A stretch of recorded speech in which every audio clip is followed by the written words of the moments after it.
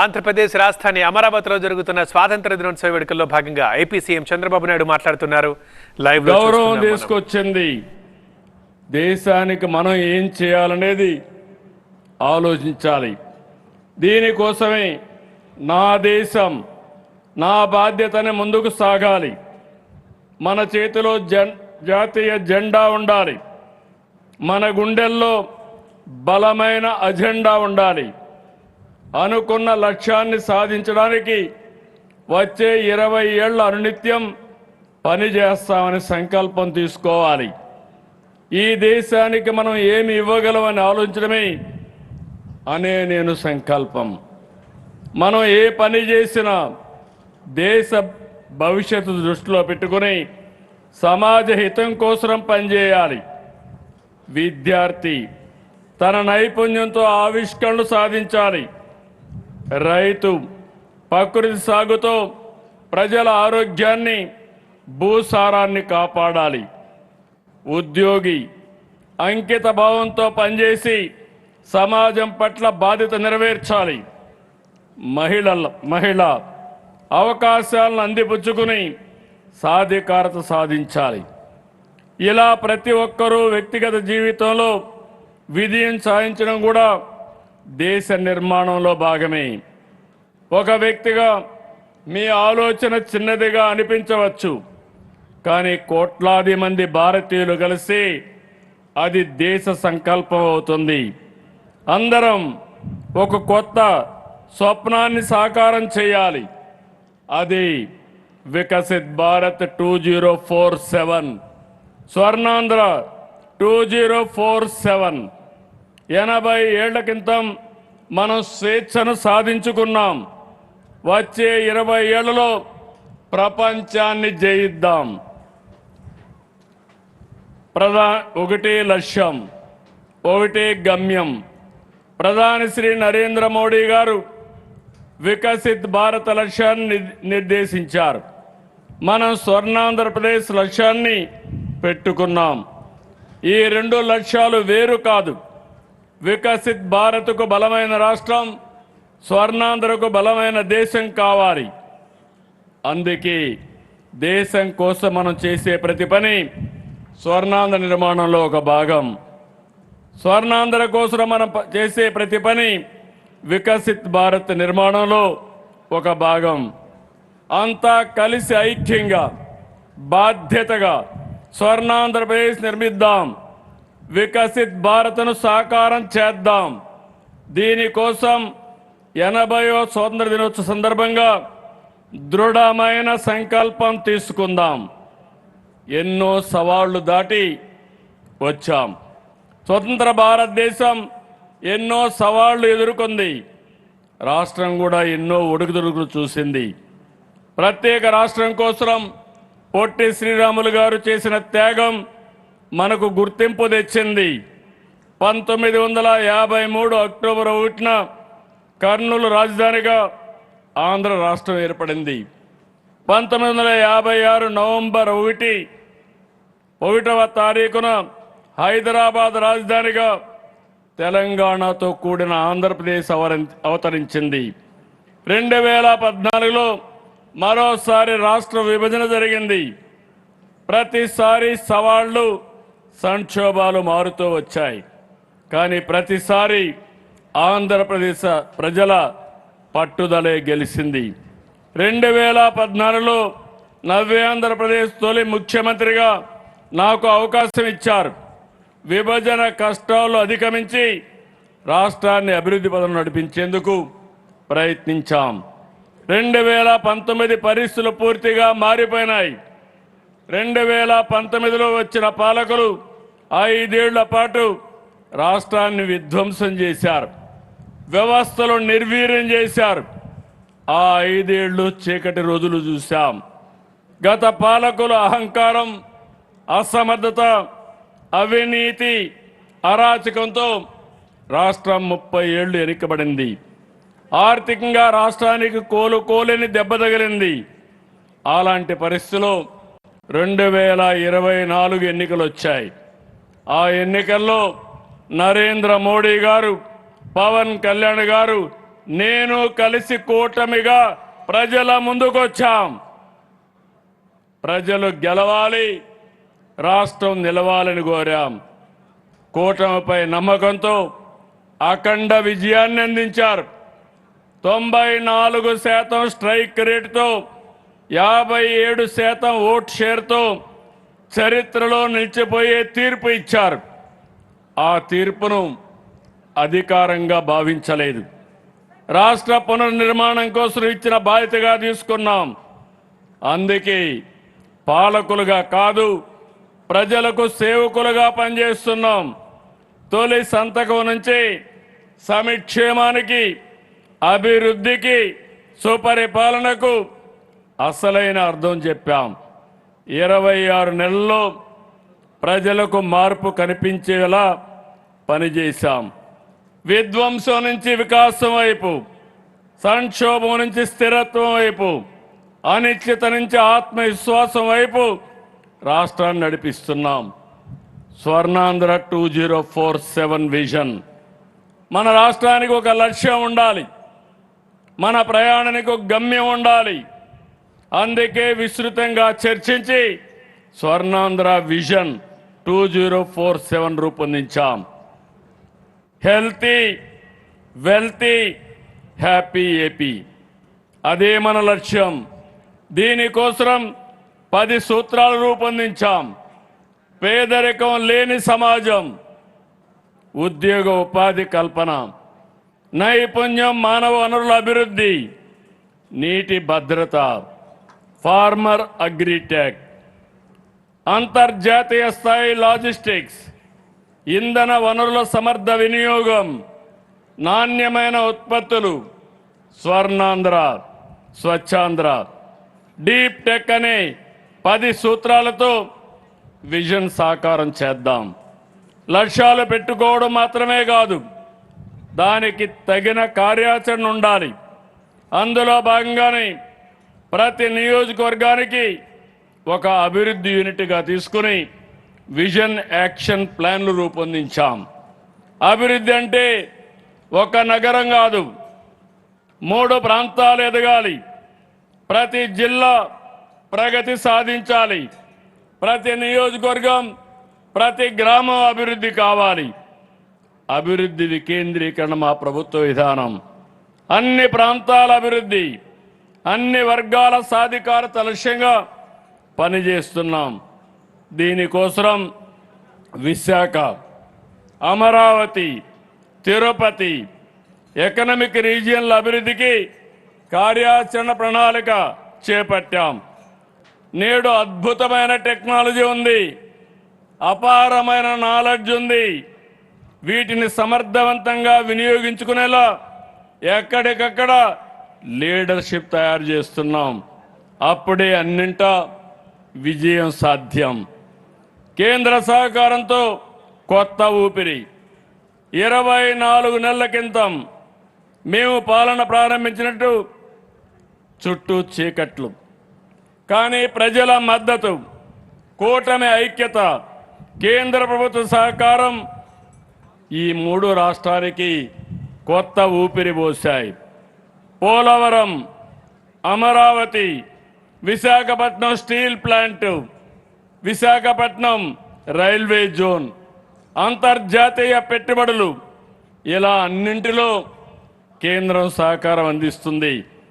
2014-19 మధ్య రాష్ట్ర అభివృద్ధి రేటు 13.5% ఉంటే 19-24 మధ్య 10.3% పడిపోయింది. అన్ని వ్యవస్థలు తిరిగి గాడిలో పెట్టడంతో నేడు వృద్ధి రేటు 11.3% పెరిగింది.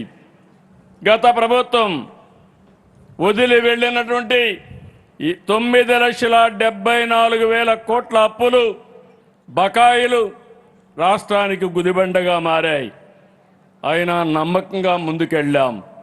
370 రుణాలపై వడ్డీ భారం తగ్గించాం. ఇప్పటి వరకు 8,269 కోట్ల ఆదా అయ్యేలా రుణాలు రీషెడ్యూల్ చేశాం. గత ప్రభుత్వం నిలిపివేసిన 86 కేంద్ర ప్రాయోజిత పథకాలను పునరుద్ధరించాం. 26 నెలల్లో 1,50,000 కోట్ల రూపాయలు సంక్షేమానికి, 1,34,000 కోట్లు అభివృద్ధికి ఖర్చు చేశాం. మహిళా సాధికారిత, సమాజంలోని చివరి వ్యక్తికి కూడా సాయం అందేలా, ప్రతి కుటుంబానికి న్యాయం జరిగేలా పనిచేస్తున్నాం. సూపర్ 6 సూపర్ హిట్ చేశాం. ఎన్నికల్లో చెప్పినవే కాదు, చెప్పని వాటిని కూడా అమలు చేస్తున్నాం. అధికారంలోకి వచ్చిన వెంటనే పింఛన్లు పెంచి పేదలకు ఆర్థిక భద్రత కల్పించాం. ప్రతి బిడ్డ చదువుకోవాలని, కుటుంబంలో ఎంతమంది పిల్లలుంటే అందరికీ తల్లికి వందనం ఇచ్చాం. తల్లికి వందనం సాయాన్ని ఖర్చులా చూడకుండా పిల్లల భవిష్యత్తుపై పెట్టుబడిగా భావిస్తున్నాం. స్త్రీ శక్తి ఉచిత బస్సు పథకంతో మహిళలకు ఆర్థిక భారం తగ్గించాం. సరిగ్గా ఏడాది క్రితం స్త్రీ శక్తి కార్యక్రమం ప్రారంభమైంది. ఉద్యోగానికి వెళ్లే ఆడబిడ్డకు, పనికి వెళ్లే మహిళకు, ఆసుపత్రికి, మార్కెట్కి, గుడికి వెళ్లే స్త్రీ మూర్తులకు వరంగా మారింది. దీపం 2 ద్వారా ఉచిత గ్యాస్ సిలిండర్లు, ఆటో డ్రైవర్కి అండగా ఆటో డ్రైవర్ల సేవలో అందిస్తున్నాం. అన్న క్యాంటీన్లతో పేదల ఆకలి తీర్చి ఆత్మ గౌరవాన్ని కాపాడుతున్నాం. పట్టణ ప్రాంతాలతో పాటు గ్రామీణ ప్రాంతాల్లో అన్న క్యాంటీన్లు తీసుకొస్తున్నాం. సమాజంలో ఆర్థిక అసమానతలు లేనప్పుడే మెరుగైన జీవన ప్రమాణాలు, నిజమైన ప్రగతి. దీనికోసం P4 అనే ఉన్నతమైన కార్యక్రమాన్ని MBK 1020 విధానంతో రూపొందించాం. సమాజంలో ఉన్నత స్థాయిలో ఉండి 10% మంది, అట్టడుగునున్న 20% మంది కుటుంబాలకి చేయూతనిచ్చేందుకే P4ని ఎంపిక చేశాం. నేడు లక్షలాది మంది బంగారు కుటుంబాలని మార్గదర్శులు దత్తత తీసుకుని సమగ్ర అభివృద్ధి, నిరంతర సాధికారత కోసం కృషి చేస్తున్నారు. యువత భవిష్యత్తు, నవ్యాంధ్ర భవిష్యత్తు యువత చేతుల్లో ఉంది. వారంతా ఉద్యోగాలు సృష్టించే స్థాయికి ఎదగాలి. ప్రపంచ స్థాయి నైపుణ్యాలతో గ్లోబల్ లీడర్లుగా ఎదగాలి. ఉద్యోగాల కోసం మీరు వెళ్ళడం కాదు, ఉద్యోగాలు, ఉపాధి అవకాశాలు రాష్ట్రానికి వచ్చేలా చేస్తున్నాం. నిరుద్యోగుల కోసం నైపుణ్యం అనే ఇంటిగ్రేటెడ్ ప్లాట్ఫామ్ తీసుకొచ్చాం. మెగా డిఎస్సి 2025 ద్వారా 15,941 ఉపాధ్యాయ పోస్టుల్ని పారదర్శకంగా భర్తీ చేశాం. దీనికి ఎన్నో అడ్డంకులు వచ్చాయి, సృష్టించారు, తప్పుడు ఆరోపణలు చేశారు. అన్ని అధిగమించి తొలి సంతకాన్ని నిలబెట్టుకుని ముందుకు పోతున్నాం. ఇక ప్రతి ఏటా డిఎస్సి ద్వారా ఉపాధ్యాయ పోస్టులు భర్తీ చేస్తామని ఈ వేదిక నుంచి ప్రకటిస్తున్నాను. ఈ ఏడాది 10,000 పైగా ఉద్యోగాలతో ఇప్పటికే జాబ్ క్యాలెండర్ విడుదల చేశాం. రతన్ టాటా ఇన్నోవేషన్ హబ్తో నూతన ఆవిష్కరణలకు తోడ్పాటు ఇస్తున్నాం. యువతకు మా సందేశం ఒకటే, మీ కలలకు ప్రభుత్వం అండగా ఉంటుంది. మేము అవకాశాలు సృష్టిస్తాం, మీరు సద్వినియోగం చేసుకోండి, అద్భుతాలు సృష్టించండి. మీ ప్రతిభకు ఆకాశమే హద్దు. మీ ఆవిష్కరణలకు ప్రపంచం జై కొట్టాలి. పెట్టుబడులు వెల్లువ, ఉపాధి ఉద్యోగాల సృష్టి, పారిశ్రామికవేత్తల్లో నమ్మకం పెంచేందుకు 28 కొత్త పాలసీలు తీసుకొచ్చాం. 5 ఏళ్లలో 20 లక్షల ఉద్యోగ లక్ష్యంతో ముందుకెళ్తున్నాం. 24 లక్షల కోట్ల పెట్టుబడులకు ఒప్పందాలు కుదిరాయి. వీటిలో 14 లక్షల కోట్ల పెట్టుబడులకి ఆమోదం తెలిపాం. దీంతో 11 లక్షల ఉద్యోగాలు వస్తాయి. ఒక ఏడాదిలో దేశానికి వచ్చిన పెట్టుబడుల్లో 25% మన రాష్ట్రానికి రావడం మనపై నమ్మకాన్ని పెంచింది. 2 ఏళ్లలో ఎఫ్డిఐ 6.5 రెట్లు పెరిగింది. Google AI data centre, Arcelor Mittal, JSW steel, Dalmia cement, green ammonia, Hero, Royal Enfield, Swarnagiri gold mine వంటి అనేక ప్రాజెక్టులు వచ్చాయి. 95,000 కోట్ల విలువైన బీపీసీఎల్ వంటి భారీ ప్రాజెక్టు పట్టాలెక్కుతుంది. స్పీడ్ ఆఫ్ డూయింగ్ బిజినెస్తో 36 రోజుల్లోనే అమ్కా డిఫెన్స్ ప్రాజెక్టుకు అనుమతులు ఇచ్చాం. 1 ఫ్యామిలీ 1 ఆంటర్ప్రెన్యూర్, 1 డిస్ట్రిక్ట్ 1 ప్రోడక్ట్ అనే లక్ష్యంతో ఈ ప్రభుత్వం ముందుకు పోతున్నాం. దీనికోసం అన్ని నియోజకవర్గాల్లో ఎంఎస్ఎంఈ పార్కులు ఏర్పాటు చేశాం. ఇప్పటికీ 138 పార్కులకు శ్రీకారం చుట్టాం. సామాజిక న్యాయం, సమగ్ర అభివృద్ధి. సామాజిక న్యాయం జరిగినప్పుడే నిజమైన అభివృద్ధి. ప్రతి వర్గానికి న్యాయం జరిగేలా చూస్తున్నాం. బీసీలకు మా ప్రభుత్వం ఎప్పుడూ పెద్దపీట వేస్తుంది. వడ్డెర్లకు మైనింగ్ లీజులు, గీత కార్మికులకి ఎక్సైజ్ షాపులు కేటాయించాం. నేతన్న సేవలో, మత్స్యకారుల సేవలో వంటి కార్యక్రమాలు అమలు చేస్తున్నాం. దశాబ్దాలుగా ఎస్సీలు కోరుకున్న వర్గీకరణ అమలు చేశాం. ఎస్సీ ఎస్టీ విద్యార్థులకు ఐఐటి, నీట్ వంటి జాతీయ స్థాయి పోటీ పరీక్షలకు శిక్షణ ఇస్తున్నాం. గురుకులాల్లో డైట్ ఛార్జీలని 10% పెంచాం.